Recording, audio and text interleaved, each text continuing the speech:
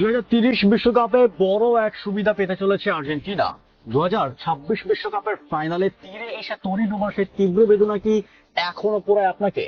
অতিরিক্ত সময় স্পেনের কাছে হৃদয় ভাঙা হারে চতুর্থ বিশ্বকাপ জয়ের স্বপ্ন অধরা রয়ে গেলেও আলবিসেলেস্তের সমর্থকের জন্য চলে এলো এক অবিশ্বাস্য ও যুগান্তকারী সুখবর। আগামী 2030 বিশ্বকাপের আর্জেন্টিনার জন্য অপেক্ষা করছে এক বিরাট সুবিধা। কোনো কঠিন বাছাই পর্বের বেতরণী পার না হয়েই সরাসরি বিশ্বমঞ্চের মূল পর্বে জায়গা করে নিয়েছে লিওনেল মেসির দল।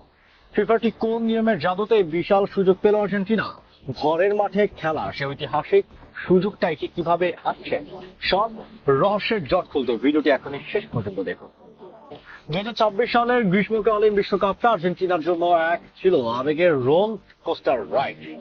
ফাইনালে স্পেনের কাছে অতিরিক্ত সময়ের নাটকীয় লড়াইয়ে হেরে যাওয়ার পর শিরোপা হাতছাড়া হলেও বুয়েনোস আইরেসের রাজপথে সমর্থকদের অবিরাম ভালোবাসায় ভেসেছিল দল। সে ক্ষতের রেশ কাটতে না কাটতেই পরের বিশ্বকাপের ঠিক আগে ফিফার এক অভূতপূর্ব ও চমকপ্রদ ঘোষণা সব হিসাব পাল্টে দিয়েছেন।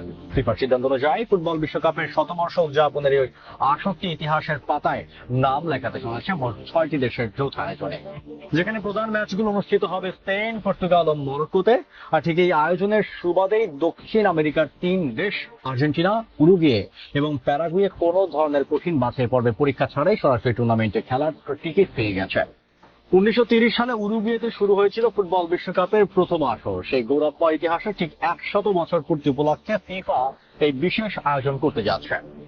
1930 সালের প্রথম বিশ্বকাপের ফাইনালিস্ট হওয়ার এই ঐতিহাসিক স্বীকৃতি স্বরূপ এবং শতবর্ষ উদযাপনের অংশ হিসাবে দক্ষিণ আমেরিকার এই 3 দেশ একটি করে ম্যাচ নিজেদের মাটিতে আয়োজনের ঐতিহাসিক সুযোগ পাচ্ছে।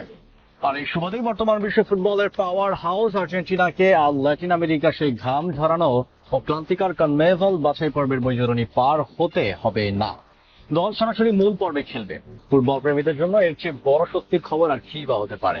এর বিশেষ ব্যবস্থার অধীনে আর্জেন্টিনা তাদের ঘরের মাঠে একটি ম্যাচ খেলার প্রস্তুতি নিচ্ছে দেশটির সবচেয়ে বিখ্যাত ও ঐতিহাসিক স্টেডিয়াম রিভার প্লেটের স্তাদিও মনুমেন্টালে। ঘরের মাঠে নিজেদের ভক্তদের সামনে বিশ্বমঞ্চের ম্যাচ খেলার এই সুযোগ দলের আত্মবিশ্বাস বহুগুণে বাড়িয়ে দেবে।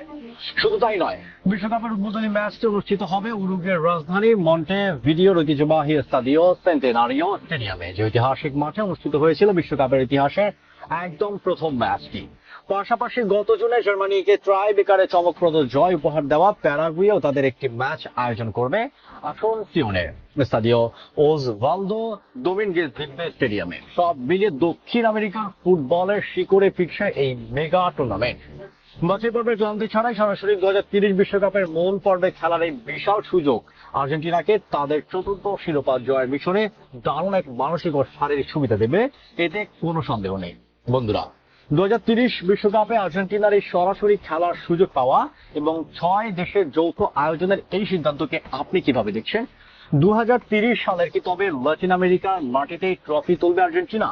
আপনার মূল্যবান মতামত কমেন্ট বক্সে আমাদের অবশ্যই লিখে জানাবেন। ভিডিওটি ভালো লাগলে লাইক ও শেয়ার করুন এবং ফুটবলের সব ব্রেকিং নিউজ সবার আগে পেতে আমাদের চ্যানেলটি সাবস্ক্রাইব করে পেজটি ফলো করে সাথেই থাকুন। ধন্যবাদ।